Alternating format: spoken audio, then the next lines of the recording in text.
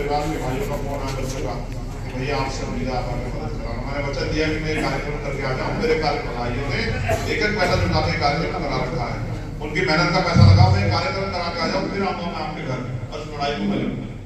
तो मैं तो कोशिश करता हूँ किसी की लड़ाई मुझसे चुके ना, चाहे वो किसान आंदोलन रहा हो, एनआरसी का आंदोलन रहा हो, सिख आंदोलन रहा हो, महिला पहलवानों का आंदोलन रहा हो, हर लड़ाई को मैं आगे बढ़ के लड़ाई लड़ा ना हमने जाति देखी ना धर्म देखा, सबसे ऊपर उठ के, क्योंकि हम भारतीय संविधान को मानने वाले लोग हैं।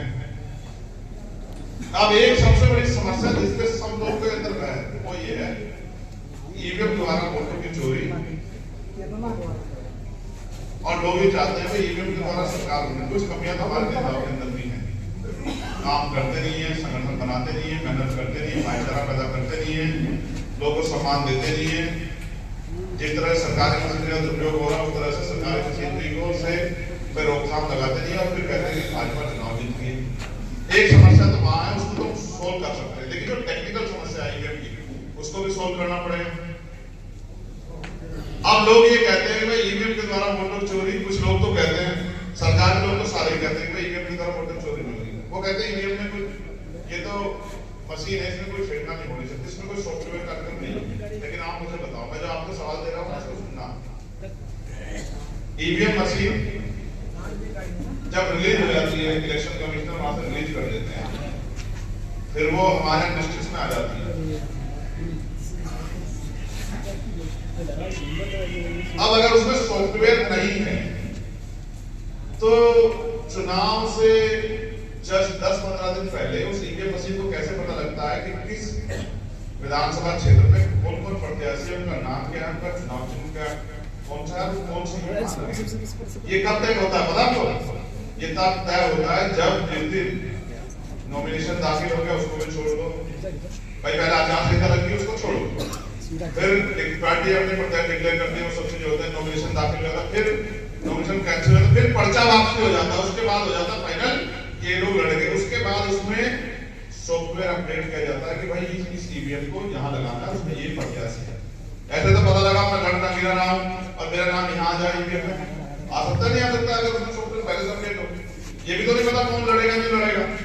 तो इसलिए चुनाव के नॉमिनेशन के फाइनल होने के बाद जब एग्जैक्ट रहते ये लोग लड़ेंगे तब उसमें सॉफ्टवेयर से अपडेट किया जाता है कि फलाना आदमी और ये चुनाव चिन्ह ये लड़ रहा है, क्योंकि निर्दलीय बहुत सारे लड़ते हैं ना, तो ये चुनाव से 10-15 दिन पहले होगा, उसी दिन हो जाती है सब सेटिंग में, ठीक है। क्योंकि इलेक्शन कमीशन कौन नियुक्त करते हैं, कौन नियुक्त करते हैं? सरकार, केंद्र की सरकार। अब अगर कोई किसी को नियुक्त करेगा तो फिर उसका भाई देखो, ये तो आप समझते हो सिस्टम को कि जो राज्य सत्ता बैठा वो मालिक है और जो काम कर रहा है वो कर्मचारी है। जब इतना बड़ा काशीराम साहब तो कहते थे क्लास 1 का अफसर भी नौकर है और क्लास 4 का अफसर भी नौकर ही होता है। तो नौकर को क्या करना होता है मालिक के हिसाब से। तो ईवीएम द्वारा जो वोट की चोरी हो रही है उसकी हमने पूरी तैयारी कर ली है। जब 2 साल पहले मुझसे मेरे साथी कहते थे कि भैया ईवीएम में बोलो, तो मैं कहता सारी लड़ाई आप लड़ लोगे भाई, कुछ लोग और लड़ रहे थे, मगर आप तो लड़ाई लड़ रहे हो, तो हम और लड़ाई लड़ रहे थे। लेकिन उसके पीछे उद्देश्य ये था कि बिना अधूरी तैयारी के किसी भी मैदान में जाना, हारने के लिए तैयार होना है, ठीक है। तो हमने चुपचाप अपनी सीनियर टीम को समझाया कि अगर 50 लोग किसी का विरोध करें तो सुनेगा नहीं, जब बहुमत विरोध करेगा तभी उस चीज को पहले जनमत तैयार करें। जब जनमत तैयार हो जाएगा फिर जिस दिन आंदोलन करेंगे तो सरकार को यहाँ की नहीं दुनिया के लोगों को पता लगेगा कि उत्तर प्रदेश में देश में कोई आंदोलन। इसलिए बहुत जल्द जिला स्तरीय फिर प्रदेश स्तरीय और उसके बाद राष्ट्रीय स्तरीय आंदोलन हम लोग करेंगे, क्योंकि ये वोट का अधिकार लोगों को आसानी से मिला होगा। हमें बाबा साहब अम्बेडकर के 64 कुर्बानियों के बाद मिला नाम, बाबा साहब के 64 कुर्बानी बोलेंगे और ना जो उनका सपना था कि भाई इस देश में अपने घर की दीवारों पर जाकर लिख दो कि हम इस देश के शासक हैं, बनेंगे। उस बात को आत्मसात करके जिन लोगों ने आंदोलन चलाया उनके अधूरे सपने, जैसे माननीय काशीराम साहब का अधूरा सपना, उसको भी हमें पूरा करना। मैंने आपको बुनियादी बातें बता दी कि हम ताकत मिलने पे क्या करेंगे। अब आप महसूस करो, आज जो कोई कोई व्यक्ति जो 20-30 हजार रुपये महीना कमाता है, कोई साथी है या तेरा हाथ में काम जो 20-30 हजार रुपये महीना कमा लेता है? खड़े हो जाओ। शादी होगी? हुई नहीं? तुमसे काम अधूरा कर। कोई है जिसकी शादी भी होगी? ये बात मैं जोड़ना भूल गया था। कोई है जिसकी शादी भी होगी? है कोई? खड़े हो जाओ। तो बच्चे हैं? हो गए कर गए।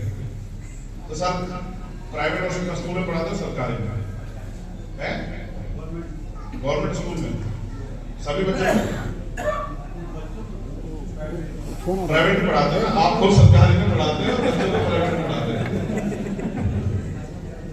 ईमानदार से बताओ कितनी फीस जाती है मिनिमम एक महीने की? 500।